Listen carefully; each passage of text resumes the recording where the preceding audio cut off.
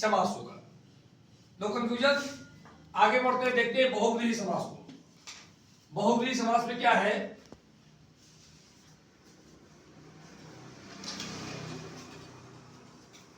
कि जिस समास का विशेष अर्थ का बोधक हो, जिस समास से कोई विशेष अर्थ निकल जाए, मतलब अर्थ को बदल जाए, अर्थ को विशेष कर दे, विशेष अर्थ वाले। अब विशेष अर्थ वाले जो समास होंगे क्या कहलाएंगे? बहुव्रीहि। क्या कहलाएंगे? बहुव्रीहि। एग्जाम्पल दे देते हैं तो वीणा पानी क्या बोलते हैं? वीणा पानी। अब वीणा पानी का मतलब क्या हुआ कि वीणा है पानी में जिसके, इसका अर्थ क्या हुआ? वीणा है पानी में जिसके। पानी का मतलब क्या होता है? हाथ। और वीणा का मतलब तो वीणा होता है जो हम लोग बजाते हैं। तो वीणा है पानी में जिसके, एक नया अर्थ बना कि नहीं बना? तो कुछ विशेष अर्थ जैसे जैसे जैसे बोल सकते हैं नीलकंठ, जैसे बोल सकते हैं, जैसे बोल सकते हैं चंद्रमा, चंद्रमा जिसके शिखर पर, चंद्रशेखर, चंद्र। तो चंद्रशेखर शब्द का मतलब क्या हो? शिखर पे जिसके चंद्रमा हो, हाथ में जिसके वीणा हो। ऐसे जब आने लगे तो क्या समझ लेंगे हम उसको? क्या समझ लेंगे? बहुव्रीहि। क्या समझ लेंगे? बहुव्रीहि। अब आगे बात करते हैं द्विंद समास की।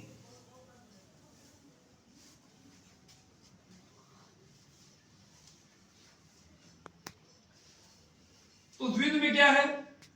जिसके सभी पद प्रधान हो, दोनों ही पद का उतना ही महत्व हो। किसी पद के बदलने से उसका लिंग और वचन बदल जाए तो क्या कहलाएगा? वह द्विंद कहलाएगा। क्या कहलाएगा? द्विंद। द्विंद का मतलब होता है दोनों में द्विंद चल रहा है। ये अगर बदल गया तो वो भी बदल जाएगा, और अगर वो बदल गया तो ये भी बदल जाएगा।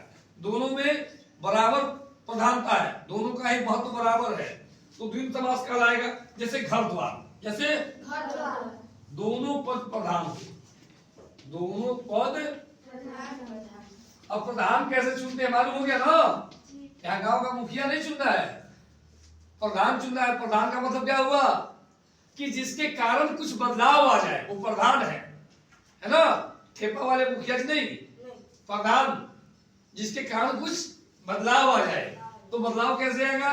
तो दोनों पद से प्रधान होगा तो दोनों ही प्रधान होंगे, दोनों से बदलाव हो सकता है। तो जैसे कह सकते हैं घर द्वार, क्या कह सकते हैं? घर द्वार। और बीच में हाइफन होगा यहाँ, घर द्वार। जैसे हो सकता है सीताराम, क्या हो सकता है? अब यहाँ पर दोनों ही पद प्रधान है। सीता को राम में से ये मत सोचेगा कि सीता कम प्रधान थी या राम कम प्रधान थे, दोनों ही बराबर ही प्रधान थे। सीता को हटा देंगे तब भी ये शब्द अधूरा होने लगेगा, और राम इसी प्रकार से घर द्वार, जिस प्रकार से घर का महत्व है ना, घर प्रधान है, उस प्रकार द्वार भी प्रधान ही है। क्लियर हो गया होगा? अब बात करते हैं द्विगु समास की। द्विगु, तो द्विगु समास में क्या है? जिसमें द्विगु, जिसमें संख्यावाचक क्या हो? संख्यावाचक क्या हो? संख्यावाचक।